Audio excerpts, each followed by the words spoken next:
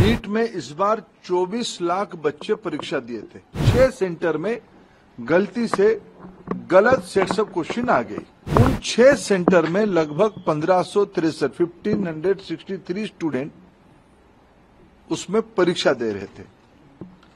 उनके मन में आया कि भाई ये हमारी साथ थोड़ा अन्याय हुई है, हमारी टाइम लॉस हुई है, हमारे लिए कुछ सोचनी चाहिए। कुछ विद्यार्थियों की नंबर 100% हो गई। उनकी जो एवरेजिंग किया गया, उनको जो ग्रेस मार्क दिया गया, उसमें कुछ विद्यार्थियों की नंबर 100% हो गई। 1563 स्टूडेंट को दोबारा नीट एग्जामिनेशन का ऑप्शन उनके सामने दिया जाएगा। जो लोग उसमें कहीं ना कहीं एक आधा जगह पे कुछ गड़बड़ी करने का कोशिश कर भी रहे होंगे, उनके ऊपर कार्रवाई भी लिया जाएगा। नीट को लेके एक फैसला आज सुप्रीम कोर्ट की स्तर से आई है। नीट में इस बार 24 लाख बच्चे परीक्षा दिए थे।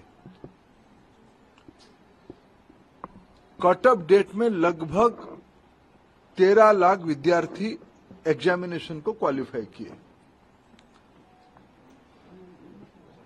4,500 सरीके सेंटर नीट एग्जामिनेशन के लिए देश भर में होती है। राजेश जी, आप थोड़ा क्वाइट रहिए।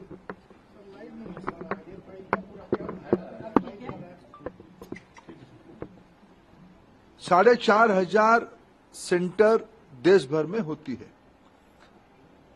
अनेक देशों में भी नीट की सेंटर होती है। खाड़ी के देशों में होती है, पड़ोस के देशों में होती है, और 13 भाषा में एग्जामिनेशन होता है। दुर्भाग्य से इस बार नीट की 2 क्वेश्चन सेट्स होता है। गलती ना हो जाए इसीलिए चुनाव एग्जामिनेशन के दिन ही सूचित किया जाता है। क्वेश्चन सेट ए या बी को यूज किया जाएगा, आइदर ऑफ द वन। इस बार जब परीक्षा हुआ, गलती से आउट ऑफ 4,500 सेंटर 6 सेंटर में गलती से गलत सेट्स ऑफ क्वेश्चन आ गई।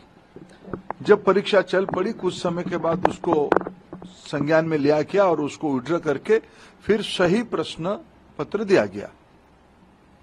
उसमें कुछ टाइम लॉस हुई। उन 6 सेंटर में लगभग 1563 स्टूडेंट उसमें परीक्षा दे रहे थे। उनके मन में आया कि भाई ये हमारी साथ थोड़ा अन्याय हुई है, हमारी टाइम लॉस हुई है, हमारे लिए कुछ सोचनी चाहिए। सुप्रीम कोर्ट की एक स्टैंडिंग ऑर्डर है।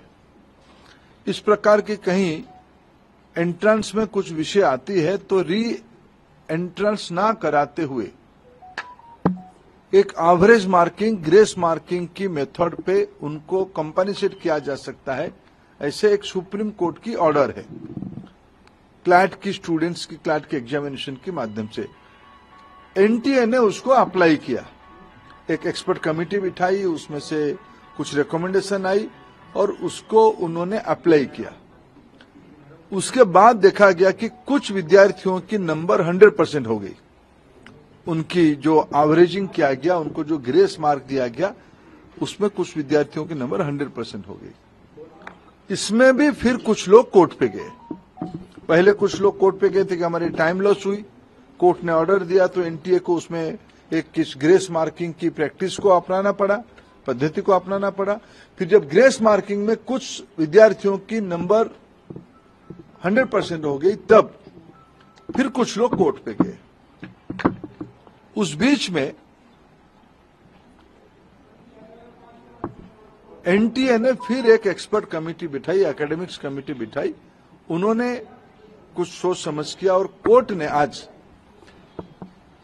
उस कमेटी के ऑब्जर्वेशन को देखते हुए आज ऑनरेबल सुप्रीम कोर्ट ने स्पष्ट किया है उन 1563 स्टूडेंट्स को री एग्जामिनेशन का अपॉर्चुनिटी दिया जाए। 23 जून को 1563 स्टूडेंट को दोबारा नीट एग्जामिनेशन का ऑप्शन उनके सामने दिया जाएगा। वो परीक्षा दे सकते हैं, नहीं तो जो उनको ओरिजिनल परीक्षा की जो नंबर है उनको वो परीक्षा उसको भी ऑप्ट कर सकते हैं, नहीं तो अगर उनको उसमें ना देके और एक चांस लेना है तो वो 23 जून को एक बार परीक्षा भी दे सकते हैं, जो चाहेगा। ये आज सुप्रीम कोर्ट के एक बहुत स्पष्टता के साथ ऑर्डर आई है, उसको मैं स्वागत भी करता हूं। शायद उसके बाद नीट को लेके जो एक संशय और जो शंका सामने आई थी वो आज समाप्त हो रही है। कुछ और विषय ध्यान में आई है, सरकार गंभीरता से उस विषय को ध्यान पे लिया है। हमें पूरा पारदर्शिता, कुछ विषय क्वेश्चन लीक की भी आई है, कुछ रिट पिटीशन उसके ऊपर भी लगी और सुप्रीम कोर्ट की संज्ञान में है, उसके ऊपर भी सरकार अपना स्पष्ट मत रखेगा। मेरे जितना जानकारी है, नीट एक कॉम्पिटेंट एग्जामिनेशन करने वाला अथॉरिटी बन चुकी है।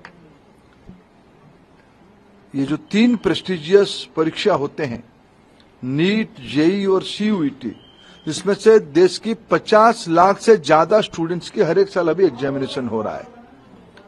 विश्वसनीयता बढ़ी है, इसलिए आने वाले दिनों में सारे प्रकार की शंका संशय को दूर करने के लिए और पारदर्शिता लिया जाएगा, और जो लोग उसमें कहीं ना कहीं एक आधा जगह पे कुछ गड़बड़ी करने का कोशिश कर भी रहे होंगे, उनके ऊपर कार्रवाई भी लिया जाएगा।